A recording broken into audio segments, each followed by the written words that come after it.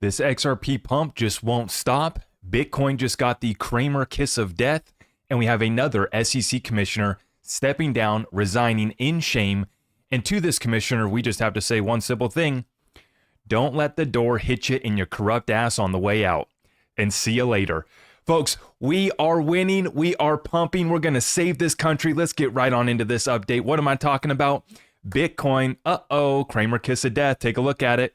Back up to new all-time highs here today. It just can't quite reach up to 100,000. And I have serious concerns about it now after what I'm going to show you with the Kramer kiss of death. About 99,400 is what I'm pulling here on the Qcoin chart. Let's slide on down. Ethereum basically chopping sideways, coming back down this morning below 3,300. Not much activity taking place there. And the pump just continues for XRP, now up over 204% from the 50-cent lows right before the election, only being outperformed by XLM and meme coins. And I literally just remeasured this up to 258% pump. Let me refresh as I'm recording this update right now here. 10:30 on the West Coast. XLM up 265% since the lows before the election. 33-cent XLM.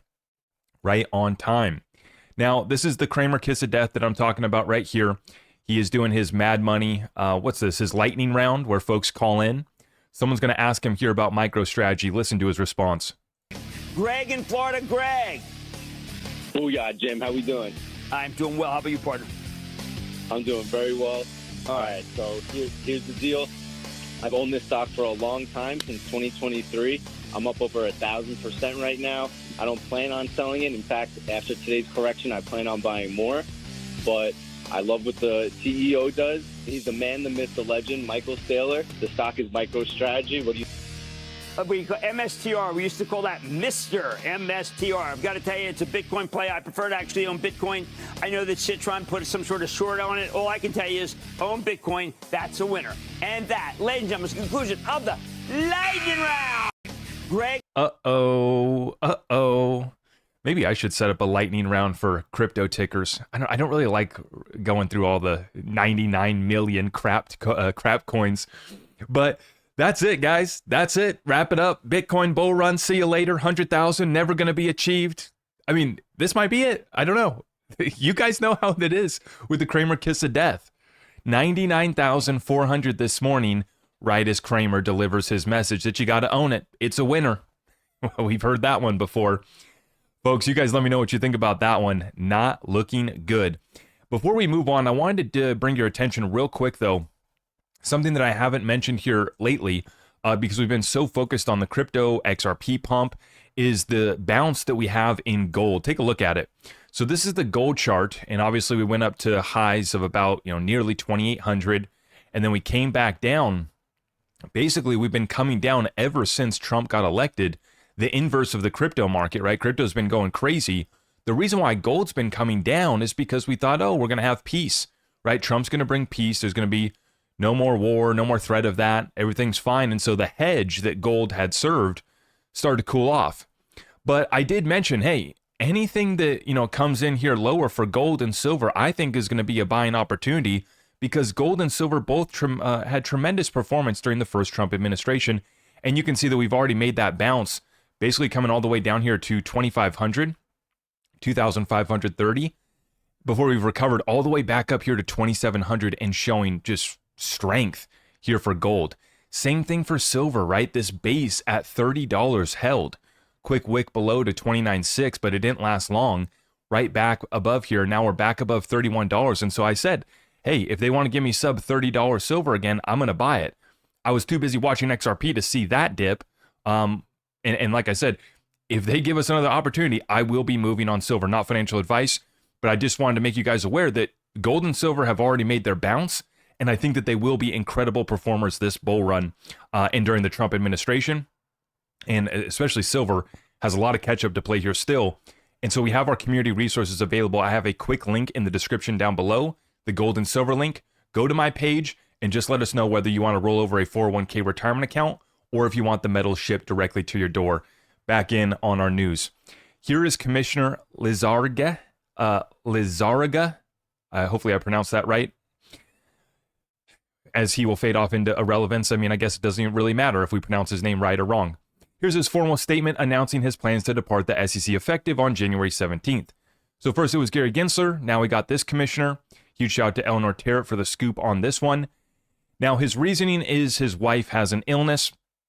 And so, I will say, hey, I hope that is resolved. I hope that she makes a recovery. Don't want to wish any harm there. But I will say that this is a swamp creature through and through. So not going to comment on that, whether that's a legitimate reason or not. I just not going to go there. But what I will show you guys right here is I just pulled up his Wikipedia page to really check who this guy was and what he was about. Well, he was a political advisor and government official who has served as commissioner since July of 2022, a member of the Democratic Party, and he served as an aide to Nancy Pelosi from 2011 to 2022. So do we need to say anything else? Aide to Nancy Pelosi for well over a decade before he goes to serve at the SEC, and we saw how he voted. He continued to bring these cases. He continued to allow the corruption to thrive at the SEC. And this is what we're exposing right now, and we will continue to do so. And now they're starting to drop like flies. First it was Gary. Now we got Jamie here. It's going to be very interesting to watch if some of these other commissioners, there's a couple others that have leaned Democrat, have leaned and lived and breathed the corruption within the SEC. And so we'll see, whether they're going to stick around so that they can get their ass fired by Trump, or if they're going to bow out before he comes in. As far as Mark Uyeda, one of the good guys here, we have an interview with inimitable Stuart Varney. Republican SEC Commissioner Mark Uyeda calls for safe harbors and regulatory sandboxes to allow for innovation in the crypto industry. This is the first time Uyeda has publicly called for these ideas. Now, the safe harbor was originally brought up by Hester Peirce, and now we see Mark coming in here too. It's not enough. Talking's not enough. An interview, not enough. This point should have already been made years ago. We are so far behind, and if you can hear the frustration in my voice, we are so far past the point of interviews, letters, tweets, action, execute right now, or your ass is getting fired. And that's the stand that we need. And that's why we need Elon the Musk to come in and slash with a chainsaw, just like Milei did in Argentina, just like he did with Twitter, cutting 80% of the staff. The business is doing better than ever. Same thing here. Not only just getting rid of the government fat, but we need to get rid of the deeply rooted corruption. And I also want to get rid of the softies who come in and talk tough, but don't actually follow up. I'm holding my reserves for Mark Uyeda. I've been disappointed so far. Glad to see that he's coming around and starting to speak out more vocally. But once again, I'm sick of this. These guys have no, they have no cojones. They come on out and they're willing to make these statements now that it's a safe space, now that Trump's been elected, now that we have a sweep of pro-crypto candidates across both sides of the aisle, 200 plus crypto candidates. Now it's a safe space. Now we can talk about safe harbors. Where the hell were you at, Mark? My expectations for Trump's administration, my expectations for Hester Peirce, my expectations for Mark Uyeda, and anybody else that's coming in here is right up here. And you're going to hear it from me first if these guys don't follow through. Now, speaking of somebody who isn't afraid to say how he feels, but this is just pure, I don't know if this is just being dishonest. I don't know if this is stupidity. I don't know necessarily what the ulterior motives might be here, but Ryan Selkis continues to damage his reputation speaking out against Brad, Ripple, and XRP here once again. Check it out. He's responding to the interview that Brad just did with NBC while he was at Ripple Swell Conference. Incredible interview. And we've already seen, and it makes Ryan Selkis so mad to know that Ripple's going to have a role in this next administration, working with Trump. The fact that Ripple already met with Trump, the fact that Brad confirmed the meeting with Trump, it's happening. And guys like Ryan, they just can't handle this. To see that legitimate companies, legitimate players like Brad, and a ledger like XRP that is still here, still in the top 10. Now we're gaining market cap. This is what's really triggering these guys, I think. It's the price action on XRP, and it's the fact that Ripple's been in the White House, and they're coming back to the White House, baby. Let's go. Check it out. He says, this is so disingenuous.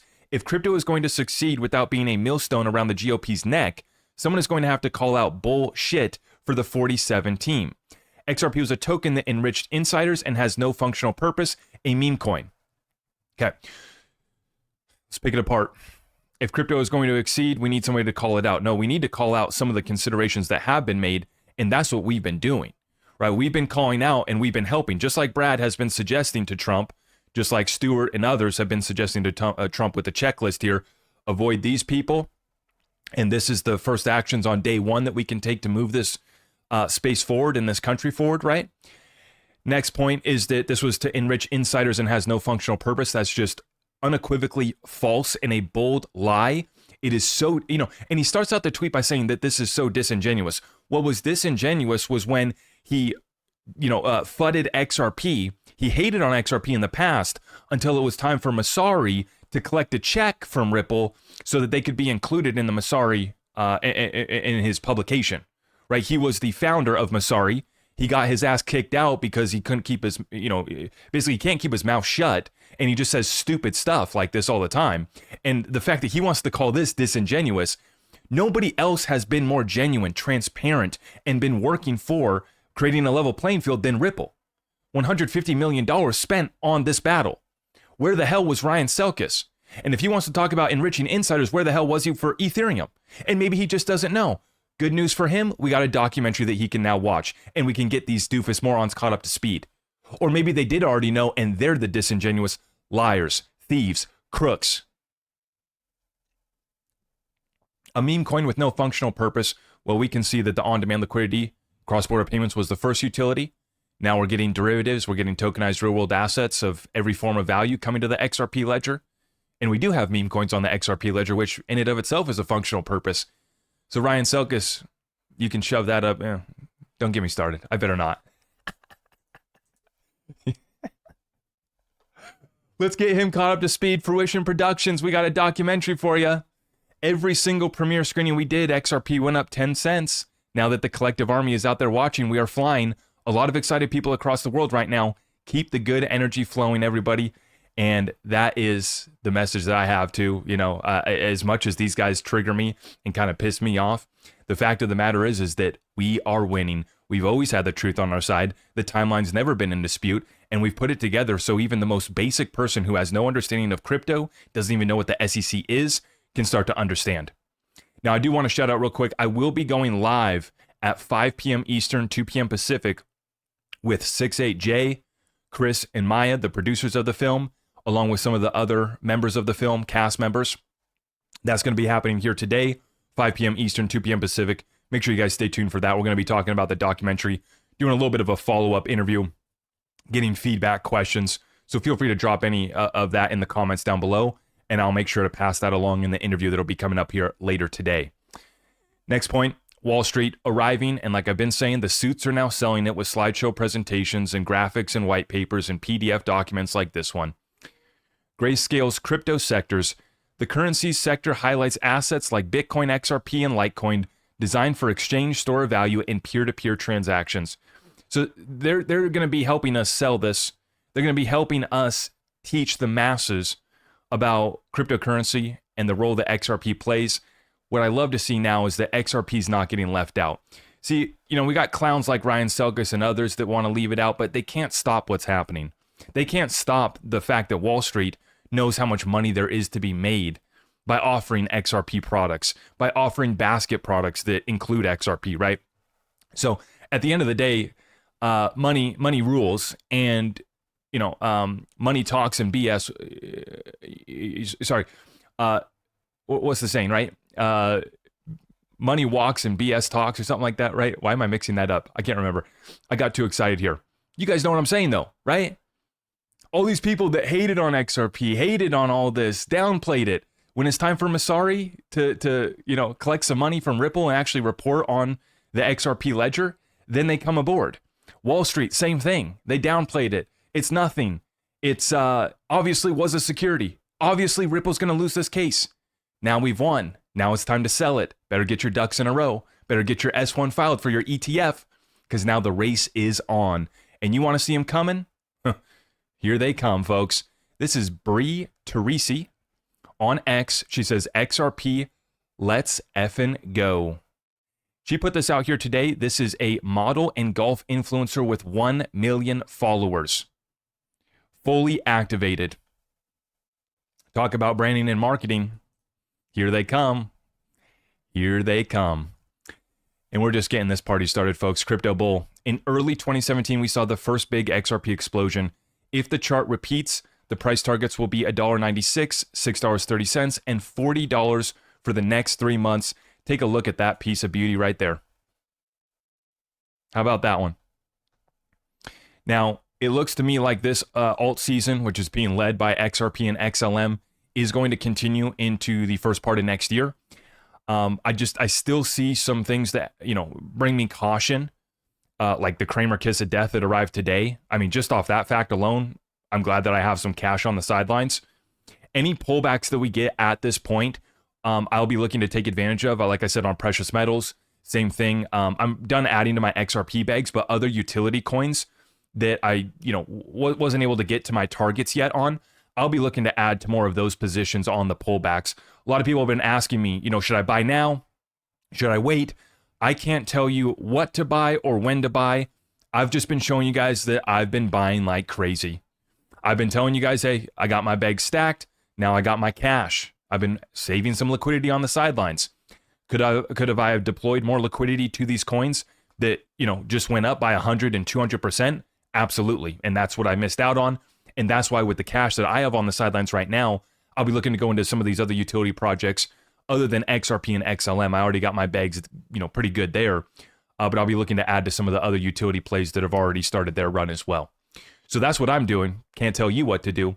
But if you appreciate what I share with you guys here on a daily basis, the content that we're going to keep on coming, the fact that we have now been vindicated, now it's time to finish and execute on our mission. And so if you're with me, make sure you guys subscribe, hit that notification bell. Let's tap it and smack it before we share it out far and wide. Continue to max engage. Continue to fight. The job is not done. We can celebrate. We are up to, went up to $1.50. This party's just getting started, and I think we have a long ways to go. But we still are going to execute on our mission to provide life, liberty, and the pursuit of happiness on a level playing field for not just America, but for humanity. That's what this is about. God bless all of you guys. I'll see you in the next one. Take care. I am your host, Zach Rector. I really appreciate all of the love and support. If you want to support the channel, just remember that you can start by smashing that thumbs up for me, sharing this content far and wide, and everything else is at my website.